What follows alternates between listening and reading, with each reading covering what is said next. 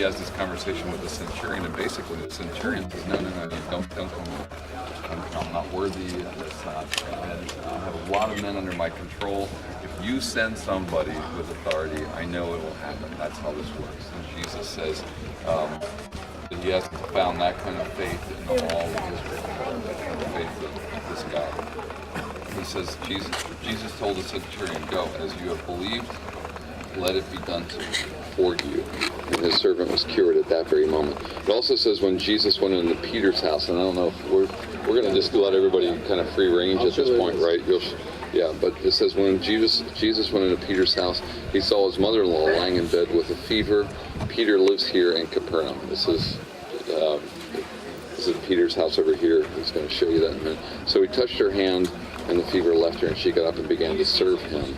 The thought process is that Jesus, when he comes to Capernaum, does not live in his own house. He lives at Peter's house with Peter. That would have been customary. It's community, it's family. You live together. You don't go find your own place or your own flat, your own apartment. You live together. And so Jesus is centering a bunch of his ministry here in Capernaum, in the synagogue. He comes to the synagogue. He teaches here in the synagogue, not in the one you see. And you'll hear more about that in just a moment. And then when he dies and is resurrected, he says to his disciples, actually he says to the women, tell my followers to go back to Galilee, and I'll meet them there.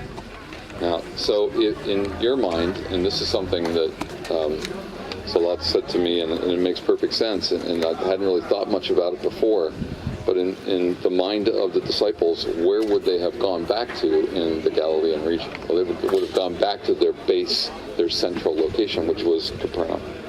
And so it says that he would meet them there. In John 21, it says this, after this, Jesus revealed himself to his disciples by the Sea of Tiberias.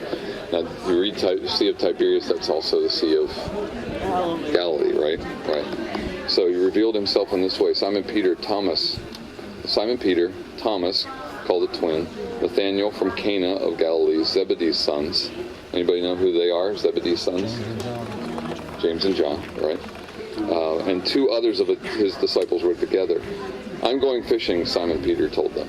So, in effect, what they've done is they've come back up to the Galilee, and they've thought, well, Jesus is dead, he rose from the dead, and what's going to happen next? Let's go back to fishing. I mean, isn't that... Wait a minute. Gee, the Son of God just rose from the dead, changed everything, changed the world. It's never going to be the same again. Oh, let's go fishing. Right? We're coming with you. The rest of the disciples get talked into this. They follow Peter. So they went out and got in a boat, but that night they caught nothing.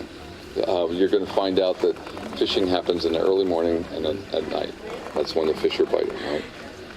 So they caught nothing, and when daybreak came, Jesus stood on the shore. However, the disciples did not know it was Jesus. Men, Jesus called to them, you don't have any fish, do you? No, they answered. Cast the net on the other side of the boat, he told them, and you'll find some. So they did, and they were unable to haul it in because of the large number of fish. Therefore the disciples, the one Jesus loved, who is known as John, the one Jesus loved, said to Peter, it is the Lord. When Simon Peter heard that it was the Lord, he tied his outer garment around him, for he was stripped, and plunged into the sea. But since they were not far from land, about 100 yards away, the other disciples came in the boat, dragging the net full of fish. When they got out on land, they saw a charcoal fire with fish lying on it, and bread. Bring some of the fish you've caught, Jesus told them. So I find it interesting. Jesus goes to the disciples. They go back to fishing, right? I think one of the first things I would have thought of is if I were Jesus, I would have said, what are you guys doing? No, that's not what he does. Instead, he cooks some breakfast. He says, come here, I got some breakfast for you. Come here, sit down, I want to tell you something. Right? Bring some of the fish. So Simon Peter got up, hauled the net ashore full of large fish, 153 of them. Even though there were so many, the net was not torn. Miraculous moment. Come and have some breakfast, Jesus told them. None of the disciples dared ask him, who are you? Because they knew it was the Lord. Jesus came, took the bread and gave it to them, and did the same with the fish. This was now the third time Jesus appeared to the disciples after he was raised from the dead. This is the word of the Lord. Thanks be to God.